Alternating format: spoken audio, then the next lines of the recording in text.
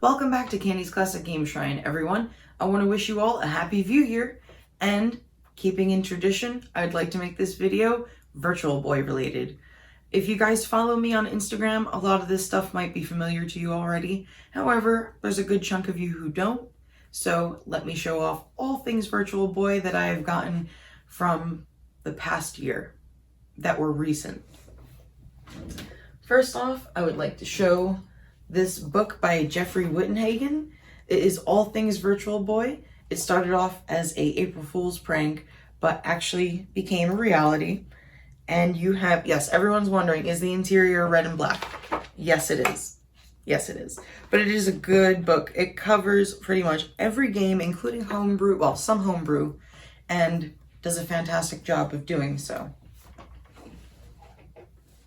Next up that I purchased was, this one's going to be a little hard to see, but this is a promotional pin that was given out during, I want to say, CES and E3 for Hudson Soft representatives to promote the Virtual Boy.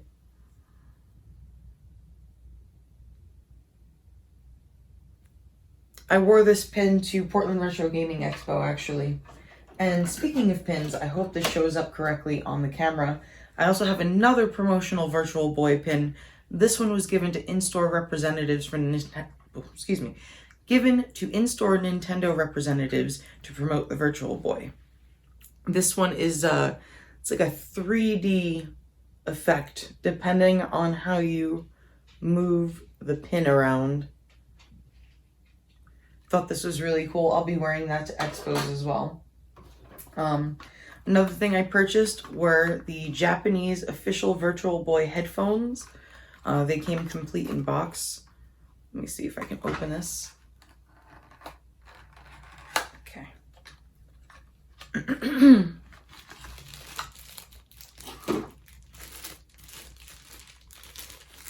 Here we are. They are really cool in my opinion. They match the Virtual Boy. They fit in my ears, and it's got this big hunk of a Nintendo, I guess, adapter at the end.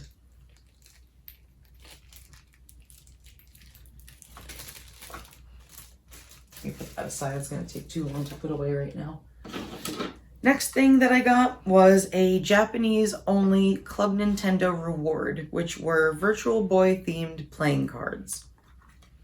Now, I was hoping for more artwork on the cards covering more of the games, but I mean, there's only 22 games in the total US and Japanese library, so basically you have Mario's Tennis on the front of the card, and then your regular just 4-suit kings through aces, and then you have little card. The Joker cards are pretty cool looking. And here's the other one.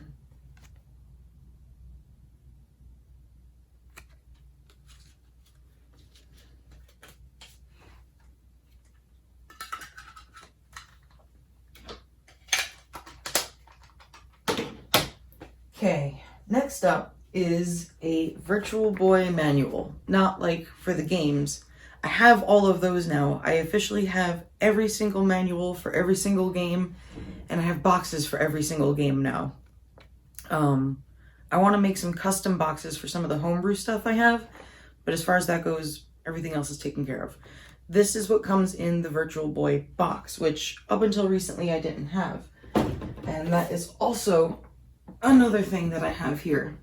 When I bought this, it was a new old stock box. From my understanding, the seller had a rental store, or his family had a rental store, and they had a ton of extra game boxes, and Virtual Boys were one of them.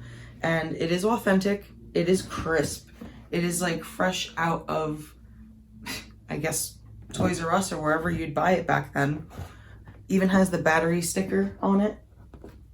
And it has the registration sticker here.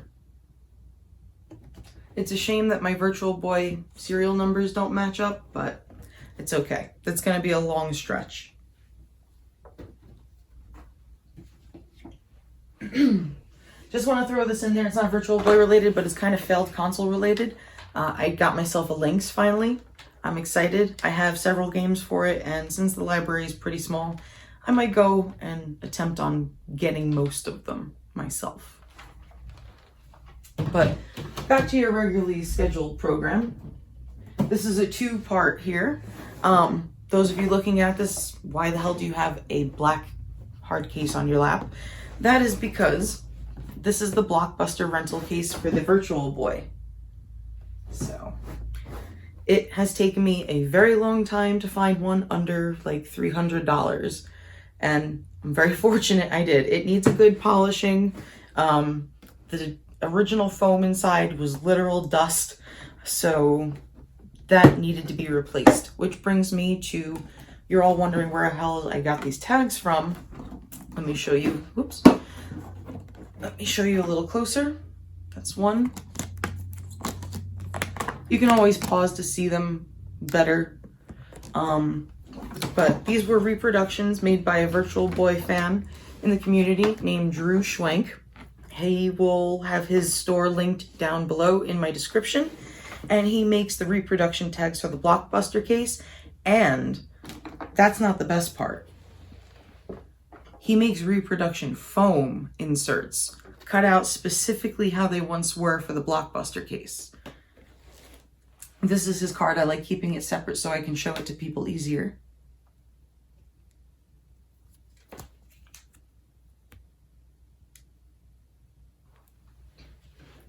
And I haven't fully finished filling this yet, but this is the inserts here. It doesn't come as one piece. I had to glue everything together myself. I used a spray adhesive. You can get them anywhere from, hell, my grocery store even has them. But that aside, you can get them adhered with crazy glue even, but you would have to attach this piece to this piece, or vice versa, this piece to this piece. And then in here, on the bottom here, is several other pieces that you would have to glue together. I want to do a more in-depth video on this, so stay tuned for that, and I'll have the actual schematics of how you would assemble it, so it's easier to visualize. Let's see. Is that it for Virtual Boy stuff? Well, I said that I got most of the boxes and the manuals for the games, so let me show you those.